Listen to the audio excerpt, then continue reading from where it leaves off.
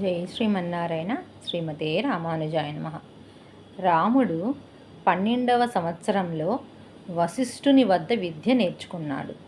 మనం కూడా ఒక ఆచార్యులను ఆశ్రయించి వారి ద్వారా విద్య నేర్చుకోవాలని మనకు తెలియపరిచారు శ్రీరామచంద్రుడు.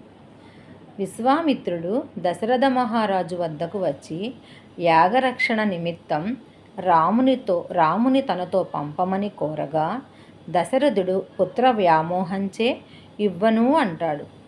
రాజా, రాముని విశ్వామిత్రుని కూడా పంపితే అంతా శుభం జరుగుతుంది, పంపమని వశిష్ఠుడు చెప్పగా, దశరథుడు రాముని విశ్వామిత్రునితో పంపించారు.